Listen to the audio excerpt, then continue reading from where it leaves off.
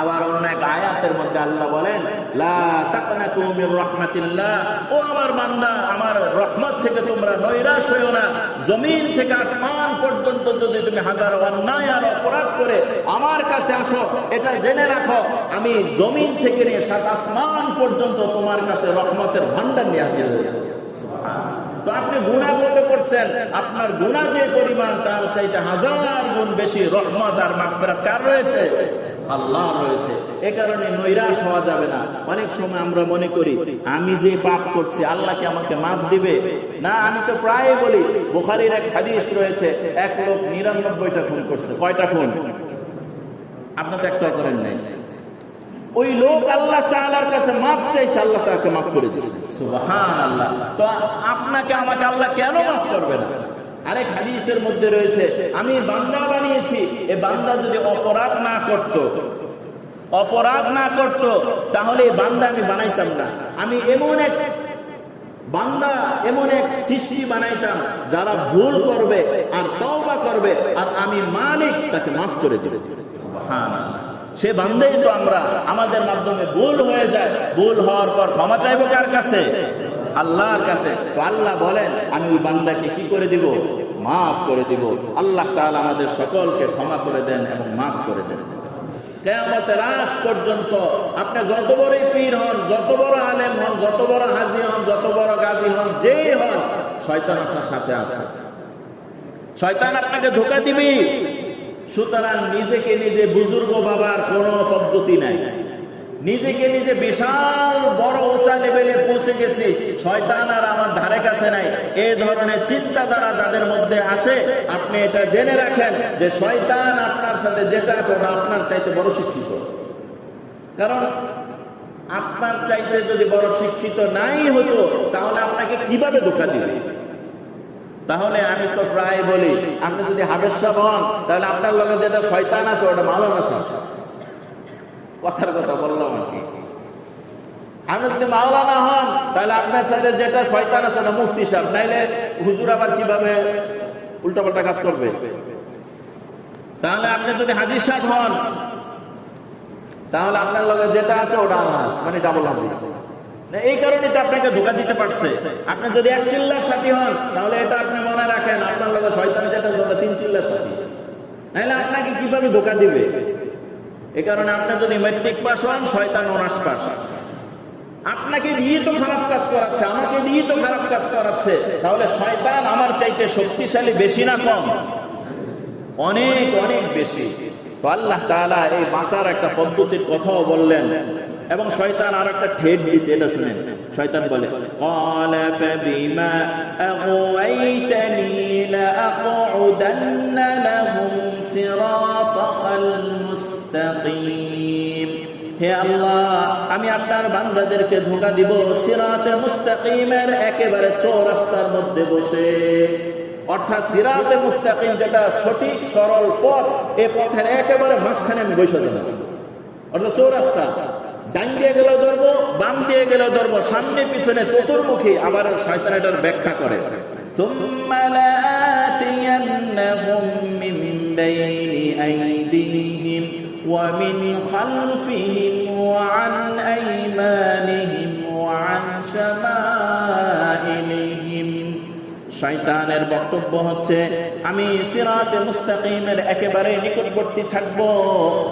অতঃপর ব্যক্তিরা যখন আমার কাছে আসবে, মিন বাইনি আইদিহিম ওয়া মিন খালফিহিম ওয়া আন আইমানিহিম ওয়া আন শামাইলিহিম, তার ডান দিক থেকে, বাম দিক থেকে, সামনে থেকে, পিছন থেকে, চতুর্মুখী ষড়যন্ত্র দ্বারা আমি তাকে ঘিরে ফেলবো। এটা শয়তানের বক্তব্য। আল্লাহ বলেন, ওয়ালা তাজিদু আকসারাহুম শাকিরিন। শয়তানের বক্তব্য চতুর্দিক, মাঝ উপরেরটা কি খালি। তো মুহাদ্দিসিন মুফাসসিরিন কেরাম বলেন যে শয়তান তো এটাও বলতে পারতো আল্লাহ চতুর্দিক আবার উপরের দিক। তো দিক বাদ গেছে দুইটা, উপরের দিক আর কোন দিক? নিচের দিক। তো আল্লাহ তাআলা বলেন, আরে বান্দা তো বানিয়েছি আমি, জমিনের উপর তার হাঁটা চলা করবে, ওই জমিন আমি তার জন্য নিরাপত্তা দিয়ে দিব। আর বান্দা যখন চলবে, আসমান থেকে তার উপর রহমত আমি বর্ষণ করতে থাকবো। শয়তানের হাজারো চক্রান্ত তাকে কিছু করতে পারবে না। যদি তাকওয়াবান হয়, আল্লাহ তাআলার সাথে ভীতি প্রদর্শন করে। তো আমি খুতবার শুরুতে যে আয়াত পড়লাম এটা সরাসরি কোরআনের মধ্যে রয়েছে।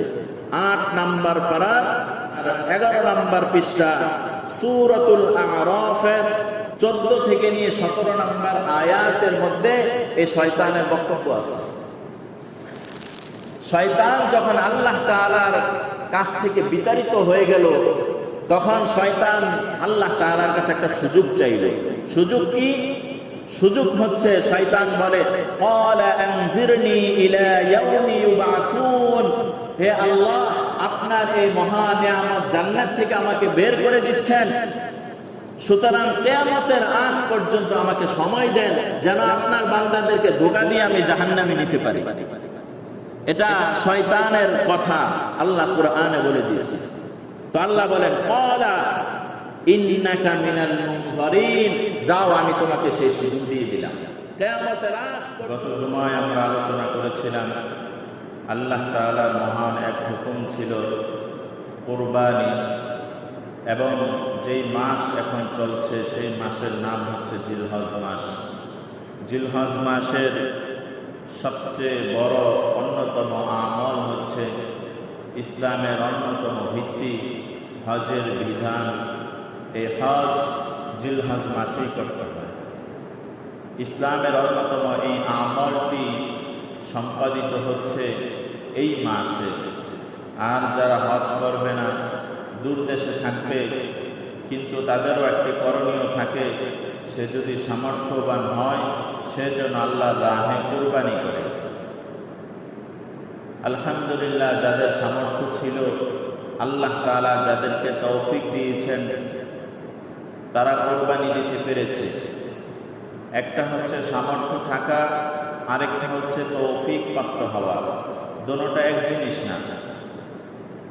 এমন অনেক মানুষ রয়েছে সামর্থ্যবান, কিন্তু সে কুরবানি দেয় নাই, অর্থাৎ আল্লাহর মহান হুকুম পালনে সে তৌফিক প্রাপ্ত হয় নাই। তৌফিক প্রাপ্ত এক জিনিস আর সামর্থ্যবান হওয়া আরেক জিনিস।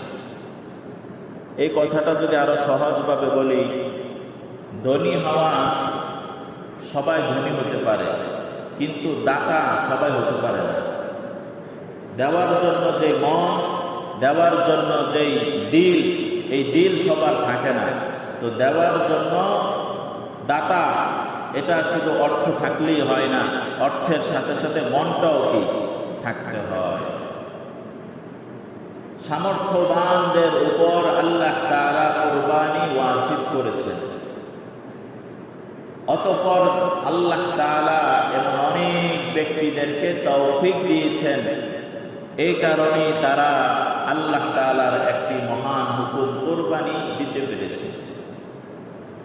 এই কুরবানি দেওয়া, এটা শুধু খাওয়া দাওয়া আনন্দ ফুর্তি করার মধ্যেই ইবাদত নয়, বরং এটা মহান প্রভুর পক্ষ থেকে বড় একটি আদেশ। আর আল্লাহ তাআলার প্রতিটা আদেশের সাথে এক একটা শিক্ষা থাকে।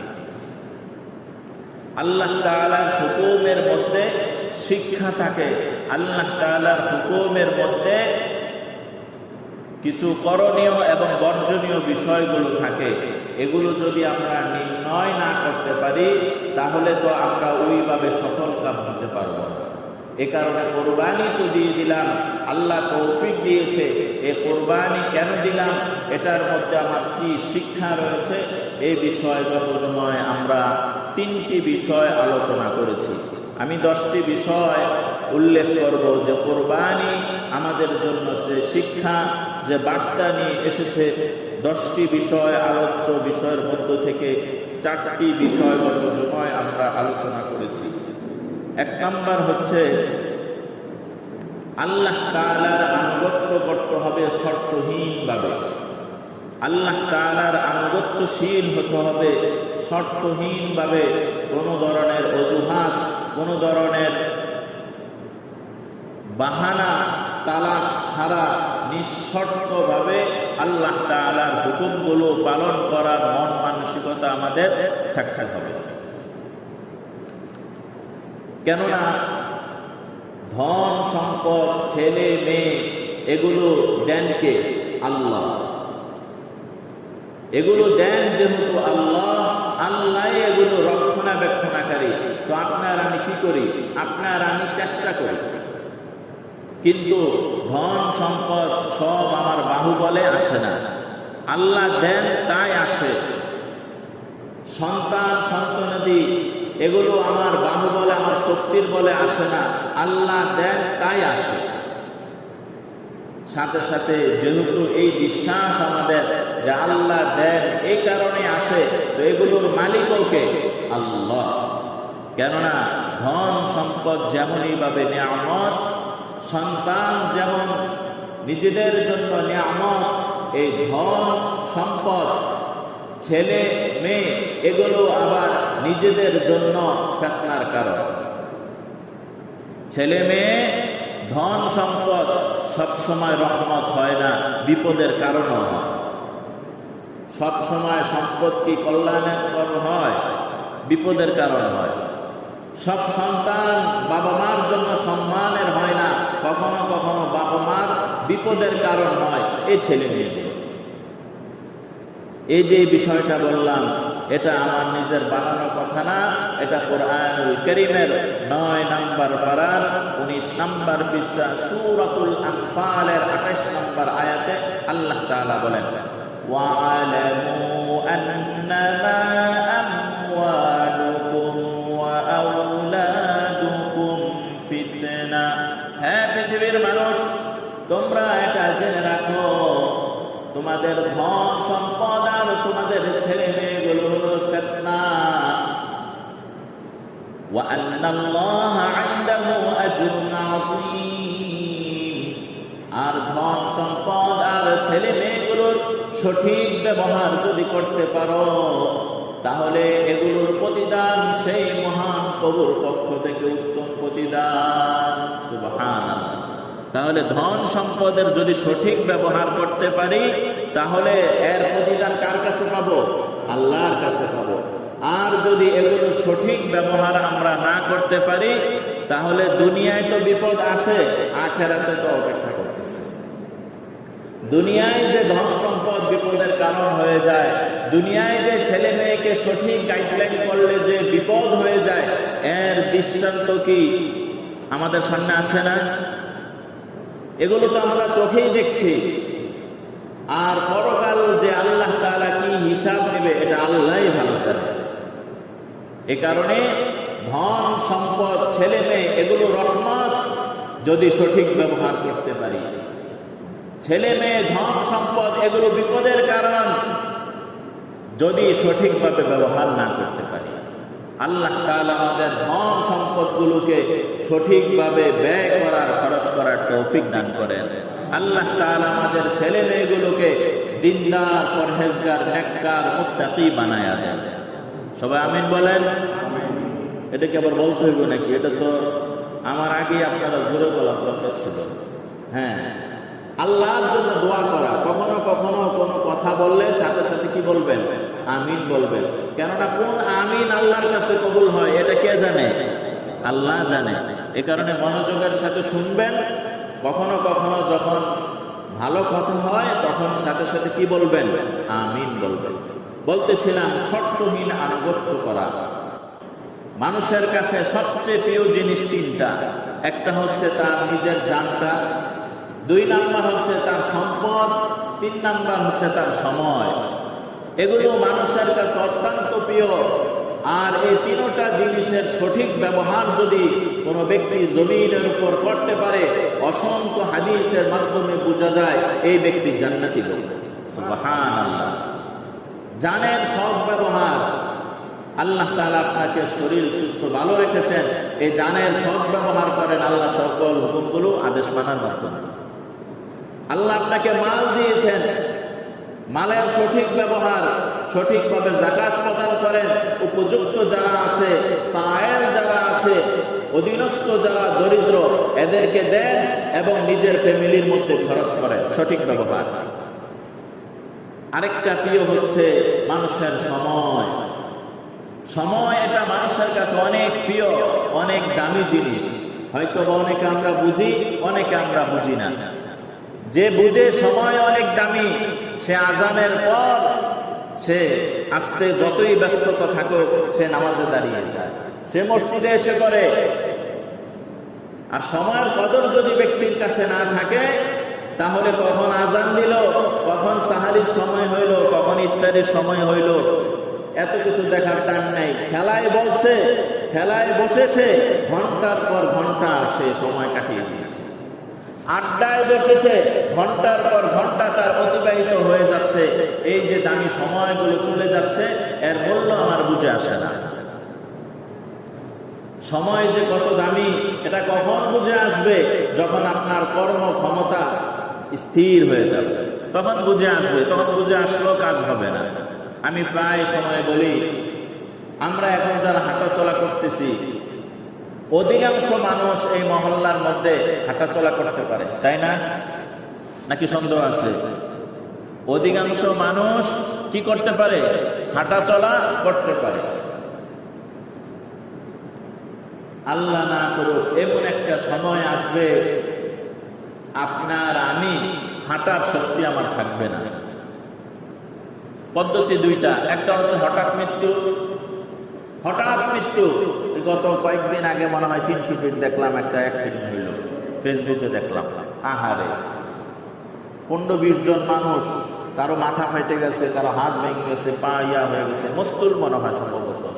তেলের একটা বড় এই কি যেন কয়, হ্যাঁ, একটা ট্রাকের মধ্যে তেলের নীল নীল দাম অনেকগুলো, এগুলো যে পড়ছে, মানুষের যে কি অবস্থা, মানুষ ভিডিও করতেছে। প্রথম কাজ কি ভিডিও করা না হাসপাতালে নেওয়া? হ্যাঁ, এটা করে মানুষ জানলো তাদের আত্মীয় স্বজন। এই যে কষ্ট, আহারে, এই যে নিজ চোখে যে দেখলাম যে মানুষের কষ্ট। অনেকের সাথে ব্যাগ ছিল, এর মানে কি তার গন্তব্য আরেক জায়গায় ছিল না, মস্তুল সেই অ্যাক্সিডেন্টের পর্বে এই আশায় ঘর থেকে বেরোচ্ছে। একজনও তো তার মধ্যে এই মেন্টালিটি ছিল না যে আমার অ্যাক্সিডেন্ট মস্তুল হবে, আমি এই প্রস্তুতি নিয়ে বেরোচ্ছি। একজনও তো ছিল না। প্রত্যেকের কাছে কিছু ব্যাগ ছিল, মোবাইল ছিল, কিছু জরুরি কাগজপত্র ছিল। রাস্তায় পশু পাখি পড়ে গেলে যেমন হঠাৎ অ্যাক্সিডেন্ট, 15-20 জন একেবারে মেন রাস্তার মধ্যে পড়ে রয়েছে, মাথা ফাটা, পা ফাইটা রয়েছে, হাত ভেঙে রয়েছে। এই করুণ পরিস্থিতি, এই পরিস্থিতির জন্য আগে কে কেউ প্রস্তুতি নিছিল? কেউ প্রস্তুতি নাই। আমরাও তো রাস্তায় চলাফেরা করি কিনা ভাই? আমরাও রাস্তায় চলাফেরা করি। কখন বিপদ এসে যাবে কেউ বলতে পারবো? কেউ বলতে পারবো না।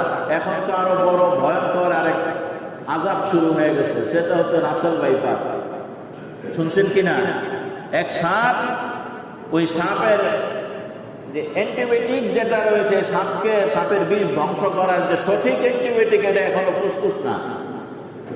মানুষ মারা যাচ্ছে। তো আশেপাশে জঙ্গল টঙ্গল যেখানে আছে, চিপা চাপায় সাপ বসে থাকবে। আপনি তো গেছেন কাজ করতে, কামড় তো দিয়ে বসবে। তো মানুষের মৃত্যু কখন হয় কেউ আমরা জানি না। তবে একটা জানি যে মানুষের বয়স হয়ে গেছে, সে বুড়া হয়ে গেছে, বিছনায় পড়ে গেছে, সমাজের সব মানুষ দেখতে যায় আর বলে আসে মনে হয় বেশি দিন বাঁচবে না। বলি কিনা আমরা?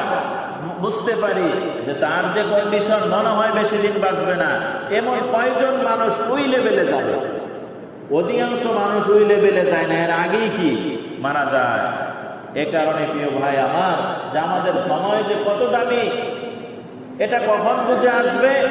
ইন্তেকালের পর আল্লাহর সামনে যখন দাঁড়াবো। হাদিসের মধ্যে রয়েছে জান্নাতি ব্যক্তিদের আল্লাহ তাআলার পক্ষ থেকে সব নিয়ামত পাওয়ার পর তার আর কোনো আফসোস থাকবে না। যদি জান্নাতের ফয়সালা হয়ে যায়, তবে একটা আফসোস থাকবে। জান্নাতি ব্যক্তিদের কোনো আফসোস থাকবে না, সব নিয়ামত পরিপূর্ণ। তো একটা আফসোস থাকবে হচ্ছে মনে মনে আফসোস করবে, আহারে, দুনিয়ার ওই সময়টা যদি আমি একবার সুবহানাল্লাহ বলতাম, দুনিয়ার ওই সময়টা যদি আমি একবার নামাজে দাঁড়াইতাম, দুনিয়ার ওই সময়টা যদি আমার মালিককে আমি একবার ডাকতাম, তো জান্নাতে আমার মর্যাদা আর একটু উপরে থাকতো। সুবহানাল্লাহ বলেন তো, সেদিন কবরের সেই সুবহানাল্লাহ আলহামদুলিল্লাহ বলার কোনো ফায়দা থাকবে না। এ কারণে মরণের পূর্বে সময়কে মূল্যায়ন করা। আর সময়ের মূল্যায়নের ব্যাপারে আমি সূরাতুল আসরের তাফসীর করেছিলাম 3 জুমা, ধারাবাহিকভাবে 3টা জুমা আলোচনা করেছিলাম সূরাতুল আসরের তাফসীর। সুতরাং বলতেছিলাম, মানুষের কাছে 3টা জিনিস সবচেয়ে প্রিয়। 1 নাম্বার হচ্ছে তার জান, 2 নাম্বার হচ্ছে তার অর্থ সম্পদ, 3 নাম্বার হচ্ছে তার সময়। আল্লাহ তাআলা আমাদের এই 3টা জিনিসের সঠিক ব্যবহার করার তৌফিক দান করেন। 3 নাম্বার, কুরবানির অন্যতম শিক্ষা হচ্ছে তাকওয়া ভিত্তিক জীবন যাপন করা, যেটা গত জুমায় বিস্তারিতভাবে আলোচনা করেছি। তাকওয়া ভিত্তিক জীবন যাপন করার ক্ষেত্রে কয়েকটা দৃষ্টান্ত দেই, খুব শর্ট করে, খুব মনোযোগের সাথে শুনেন। হযরত ওমর রাদিয়াল্লাহু তাআলা আনহু, যিনি মুসলিম জাহানের দ্বিতীয় খলিফা ছিলেন, তার নাম হচ্ছে হযরত ওমর ফারুক রাদিয়াল্লাহু তাআলা আনহু। উনি একবার হযরত উবাই ইবনে কাব রাদিয়াল্লাহু তাআলা আনহুকে জিজ্ঞেস করলেন যে, উবাই, আচ্ছা বলো তো তাকওয়া কি জিনিস? তাকওয়া কি জিনিস তুমি বলো দেখি। তখন তিনি উত্তর দিলেন, উত্তরটা সোজা না দিয়ে একটু ঘুরায় পাল্টা প্রশ্ন করলেন, আচ্ছা খলিফাতুল মুমিনিন, খলিফাতুল মুসলিমিন, আমি চিকন রাস্তা দিয়ে এত সাবধানতার সাথে চলতাম যেন আমি হুচট খেয়ে পিছলা খেয়ে না পড়ে যাই। হযরত উবাই ইবনে কাব রাদিয়াল্লাহু তাআলা আনহু বলেন যে তাকওয়া জিনিসটা এমন যে দুনিয়া 4টা কাঁটাযুক্ত গাছওয়ালা এক বাগান, আর নিচে হচ্ছে সরু এক রাস্তা। এই কাঁটাযুক্ত গাছের মধ্য দিয়ে, এই সরু রাস্তার মধ্য দিয়ে আপনার সমস্ত ফিতনাকে মোকাবেলা করে এই সরু রাস্তা দিয়ে শেষ গন্তব্য হচ্ছে জান্নাতুল ফেরদাউস। দুনিয়ার বুকে ফিতনা কম না বেশি? একটু না অনেক? অনেক অনেক। কত ধরনের ফিতনা আল্লাহ মালুম। এ কারণে এই হাজারো ফিতনা থেকে কিভাবে বাঁচবো? যদি আল্লাহর ভয় যদি দিলের মধ্যে ঢুকাইতে পারি, অনেক বড় বড় ফিতনা থেকে আল্লাহ আপনাকে বাঁচিয়ে দিবে। আল্লাহ তাআলা আমাদেরকে তাকওয়া ভিত্তিক জীবন যাপন করার তৌফিক দান করেন। কুরবানির 4 নাম্বার শিক্ষা হচ্ছে সবরের শিক্ষা, ধৈর্যের শিক্ষা। এ ব্যাপারে গত জুমায় আমরা আলোচনা করেছিলাম। 5 নাম্বার হচ্ছে আল্লাহর আদেশ আগে এবং শয়তানের আদেশকে পিছনে রাখা। অর্থাৎ কুরবানির যে ইতিহাস, এর মধ্যে হাদিসের মধ্যে রয়েছে, ইব্রাহিম আলাইহিস সালাতু ওয়াস সালাম যখন স্বপ্নে দেখলেন সন্তানকে জবাই দেওয়ার জন্য যখন প্রস্তুতি নিলেন, শয়তান ধোঁকা দিয়েছে। ইব্রাহিম আলাইহিস সালাতু ওয়াস সালাম ওই শয়তানকে পাথর নিক্ষেপ করেছেন।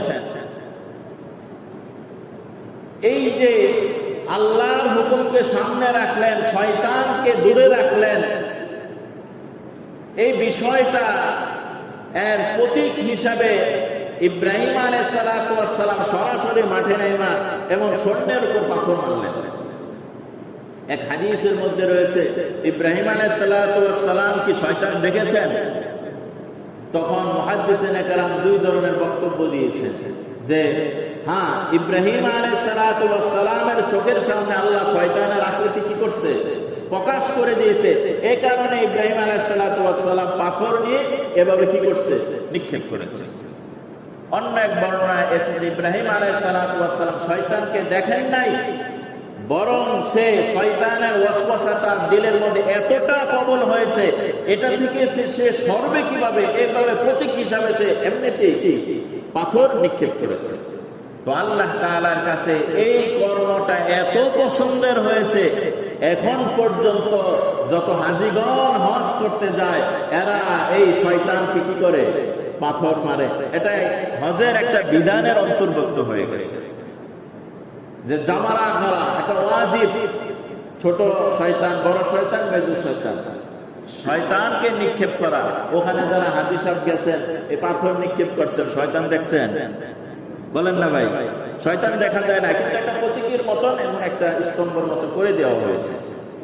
আল্লাহ এত পছন্দ করলেন যে শয়তানের প্রতিবাদ করা সরাসরি। এখন আমাদের আশেপাশে যে হাজারো শয়তান ঘুরতেছে, আমরা কিভাবে প্রতিবাদ করব? আমরা তো বুঝি না। আমি যে শয়তানের থপ্পরে পড়ে গেলাম, শয়তান যে আমাকে ব্যারিকেড দিয়ে ফেলেছে, শয়তান যে আমার উপর আক্রমণ করেছে, এটা তো বুঝতেই পারি না আমরা। শয়তানের সব কর্মকাণ্ডের সাথে হ বলি আর মুখ দিয়া বলি না আমি শয়তানের সাথে নাই, তাহলে তো হলো না। তো আমি খুতবার শুরুতে যে আয়াত পড়লাম এটা সরাসরি কোরআনের মধ্যে রয়েছে। 8 নাম্বার পারার আপনার 11 নাম্বার পৃষ্ঠা সূরাতুল আ'রাফের 14 থেকে নিয়ে 17 নাম্বার আয়াতের মধ্যে এই শয়তানের বক্তব্য আছে। শয়তান যখন আল্লাহ তাআলার কাছ থেকে বিতাড়িত হয়ে গেল, তখন শয়তান আল্লাহ তাআলার কাছে একটা সুযোগ চাইল। সুযোগ কি? সুযোগ হচ্ছে শয়তান বলে ক্বালা আনজিরনি ইলা ইয়াউমি ইউবআসুন, হে আল্লাহ আপনার এই মহা নিয়ামত জান্নাত থেকে আমাকে বের করে দিচ্ছেন, সুতরাং কিয়ামতের আগ পর্যন্ত আমাকে সময় দেন যেন আপনার বান্দাদেরকে ধোঁকা দিয়ে আমি জাহান্নামে নিতে পারি। এটা শয়তানের কথা আল্লাহ কুরআনে বলে দিয়েছে। তো আল্লাহ বলেন ক্বালা ইন্নাকা মিনাল মুনজারিন, যাও আমি তোমাকে সেই সুযোগ দিয়ে দিলাম। কিয়ামতের আগ পর্যন্ত আপনি যত বড়ই পীর হন, যত বড় আলেম হন, যত বড় হাজী হন, যত বড় গাজী হন, যেই হন, শয়তান আপনার সাথে আছে। শয়তান আপনাকে ধোঁকা দিবে। সুতরাং নিজেকে নিজে বুজুর্গ বাবার কোনো পদ্ধতি নাই। নিজেকে নিজে বিশাল বড় উঁচা লেভেলে পৌঁছে গেছি, শয়তান আর আমার ধারে কাছে নাই, এই ধরনের চিন্তাধারা যাদের মধ্যে আছে, আপনি এটা জেনে রাখেন যে শয়তান আপনার সাথে যেটা আছে ওটা আপনার চাইতে বড় শিক্ষিত। কারণ আপনার চাইতে যদি বড় শিক্ষিত নাই হতো তাহলে আপনাকে কিভাবে ধোঁকা দিবে? তাহলে আমি তো প্রায় বলি, আপনি যদি হাফেজ সাহেব হন তাহলে আপনার লগে যেটা শয়তান আছে ওটা মাওলানা সাহেব। কথার কথা বললাম আর কি। আপনি যদি মাওলানা হন তাহলে আপনার সাথে যেটা শয়তান আছে ওটা মুফতি সাহেব, নাইলে হুজুর আবার কিভাবে উল্টাপাল্টা কাজ করবে। তাহলে আপনি যদি হাজী সাহেব হন তাহলে আপনার লগে যেটা আছে ওটা আলহাজ, মানে ডাবল হাজী। এই কারণে তো আপনাকে ধোঁকা দিতে পারছে। আপনি যদি 1 চিল্লার সাথী হন তাহলে এটা আপনি মনে রাখেন আপনার লগে শয়তান যেটা আছে ওটা 3 চিল্লার সাথী, নাইলে আপনাকে কিভাবে ধোঁকা দিবে। এই কারণে আপনি যদি ম্যাট্রিক পাস হন, শয়তান অনার্স পাস, আপনাকে দিয়ে তো খারাপ কাজ করাচ্ছে, আমাকে দিয়ে তো খারাপ কাজ করাচ্ছে, তাহলে শয়তান আমার চাইতে শক্তিশালী বেশি না কম? অনেক অনেক বেশি। তো আল্লাহ তাআলা এই বাঁচার একটা পদ্ধতির কথাও বললেন এবং শয়তান আর একটা ঠেট দিয়েছে, এটা শুনেন। শয়তান বলে ক্বালা ফাবিমা আগওয়াইতানি লাআকউদান্না লাহুম সিরাতাল মুস্তাকিম, হে আল্লাহ আমি আপনার বান্দাদেরকে ধোঁকা দিব সিরাতে মুস্তাকিমের একেবারে চৌরাস্তার মধ্যে বসে। অর্থাৎ সিরাতে মুস্তাকিম যেটা সঠিক সরল পথ, এই পথের একেবারে মাঝখানে আমি বসে দেব।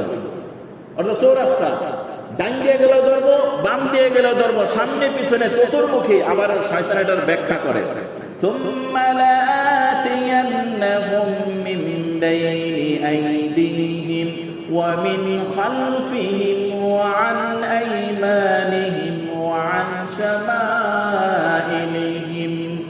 শয়তানের বক্তব্য হচ্ছে আমি সিরাতে মুস্তাকিমের একেবারে নিকটবর্তী থাকবো, অতঃপর ব্যক্তিরা যখন আমার কাছে আসবে মিন বাইনি আইদিহিম ওয়া মিন খালফিহিম ওয়া আন আইমানিহিম ওয়া আন শামাইলিহিম, তার ডান দিক থেকে, বাম দিক থেকে, সামনে থেকে, পিছন থেকে, চতুর্মুখী ষড়যন্ত্র দ্বারা আমি তাকে ঘিরে ফেলবো। এটা শয়তানের বক্তব্য। আল্লাহ বলেন ওয়ালা তাজিদু আকসারাহুম শাকিরিন। শয়তানের বক্তব্য চতুর্দিক, মাঝ উপরেরটা কি খালি। তো মুহাদ্দিসিন মুফাসসিরিন কেরাম বলেন যে শয়তান তো এটাও বলতে পারতো আল্লাহ চতুর্দিক আবার উপরের দিক। তো দিক বাদ গেছে দুইটা, উপরের দিক আর কোন দিক? নিচের দিক। তো আল্লাহ তাআলা বলেন, আরে বান্দা তো বানিয়েছে আমি, জমিনের উপর তারা হাঁটাচলা করবে, ওই জমিন আমি তার জন্য নিরাপত্তা দিয়ে দিব। আর বান্দা যখন চলবে, আসমান থেকে তার উপর রহমত আমি বর্ষণ করতে থাকবো, শয়তানের হাজারো চক্রান্ত তাকে কিছু করতে পারবে না। যদি তাকওয়াবান হয়, আল্লাহ তাআলার সাথে ভীতি প্রদর্শন করে।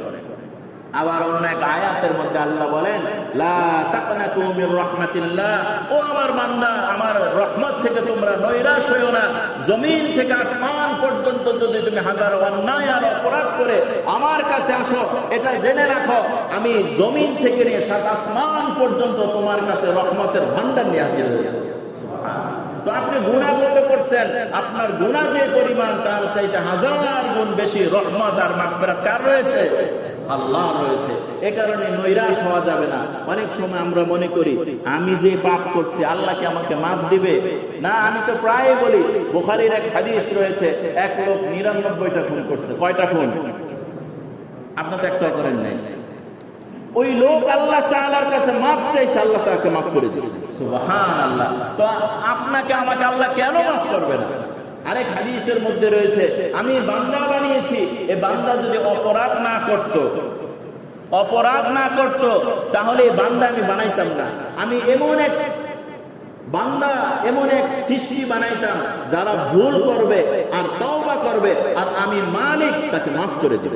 সুবহানাল্লাহ। সে বান্দাই তো আমরা, আমাদের মাধ্যমে ভুল হয়ে যায়, ভুল হওয়ার পর ক্ষমা চাইবো কার কাছে? আল্লাহর কাছে। তো আল্লাহ বলেন, আমি ওই বান্দাকে কি করে দিব? মাফ করে দিব। আল্লাহ তাআলা আমাদের সকলকে ক্ষমা করে দেন এবং মাফ করে দেন। 7 নাম্বার কুরবানি শিক্ষা হচ্ছে, নিজের সম্পদের মাঝে গরিবের হক রয়েছে। নিজের সম্পদের মধ্যে গরিবের হক রয়েছে। এই বিষয়টা পবিত্র কোরআনুল কারীমের সূরাতুজ যারিয়াতের 27 নম্বর আয়াতের মধ্যে রয়েছে, ওয়াফি আমওয়ালিহিম হাক্কুল লিসাইলি ওয়াল মাহরুম। ধনীদের সম্পদের মধ্যে গরিব যারা রয়েছে, সায়েল যারা রয়েছে, এদের কি রয়েছে? হক রয়েছে। সুতরাং এই হকের ক্ষেত্রে যেন আমরা সতর্ক থাকি। কেননা ওয়াফি আমওয়ালিহিম হাক্কুল লিসাইলি ওয়াল মাহরুম, এটা সূরাতুজ যারিয়াত 19 নম্বর আয়াত। এবং মুসলিম শরীফের 6721 নম্বর এক হাদিস এটা শুনাই, আল্লাহ তাআলা হাশরের ময়দানে বলবেন, ইয়া ইবনে আদম ইসতাতআমতুকা ফালা তুতঈমুনি ক্বালা ইয়া রাব্বি কাইফা উতঈমুকা ওয়া আনতা রাব্বুল আলামিন। কিয়ামতের ময়দানে আল্লাহ বান্দাকে বলবেন, হে আমার বান্দা, আমি তো ক্ষুধার্ত ছিলাম, তুমি আমাকে খাওয়াও নাই। বান্দা বলবে, কাইফা উতঈমুকা, কিভাবে আপনাকে খাওয়াবো? ওয়া আনতা রাব্বুল আলামিন, আপনি তো পালনকর্তা, সৃষ্টিকর্তা, আপনি সবাইকে খাওয়ান, তো আপনাকে কিভাবে খাওয়াবো? তো আল্লাহ বলবেন, আমা আলিমতা আন্নাহু ইসতাতআমাকা আবদি ফুলানুন, তোমার কি মনে আছে এমন এক সায়েল, এমন এক ভিক্ষুক তোমার দরবারে যে হাত পেতেছিল, তোমার কাছে কিছু চেয়েছিল, কিন্তু ফালা তুতঈমুহু, তুমি তাকে খাদ্য দাওনি। তখন ওই ব্যক্তির মনে হয়ে যাবে, হ্যাঁ, এমন একজন ব্যক্তি আমার কাছে চেয়েছিল, আমি তাকে আমার দরজা থেকে ফিরিয়ে দিয়েছি, তাকে আমি সহযোগিতা করি নাই। আল্লাহ বলবেন, আমা আলিমতা আন্নাকা লাউ তাতআমাহু লা ওয়াজাদতু যালিকা আন্নি, যদি সেদিন তুমি তাকে সহযোগিতা করতা, যদি সেদিন তোমাকে ওই ব্যক্তিকে খাদ্য প্রদান করতা, আজকে মহান প্রভুর পক্ষ থেকে সেই প্রতিদান পাওয়া যায়। এই হাদিস একটু বড় আছে, এই হাদিসের উপরের অংশ আছে যে আল্লাহ বলবেন, আমি অসুস্থ ছিলাম, তুমি আমাকে সেবা শুশ্রূষা করো নাই। তখন ওই ব্যক্তি বলবে, কাইফা, যে কিভাবে আপনার সেবা যত্ন করব, আপনি তো সুস্থতা দান করেন। তো আল্লাহ বলবেন যে তোমার প্রতিবেশী অসুস্থ ছিল, তোমার বন্ধু বান্ধব অসুস্থ ছিল, তুমি তার খোঁজ খবর নেও নাই। যদি তার খোঁজ খবর নিতা তাহলে আজকে তার প্রতিদান পাওয়া যায়। এই হাদিসের শেষের অংশ রয়েছে যে একজন পিপাসার্ত ব্যক্তি তোমার কাছে পানি চেয়েছে, কিন্তু তুমি সেদিন পানি দাও নাই। আল্লাহ বলবেন, আমি পিপাসার্ত ছিলাম, আমি তোমার কাছে পানি চেয়েছি, তুমি পানি দাও নাই।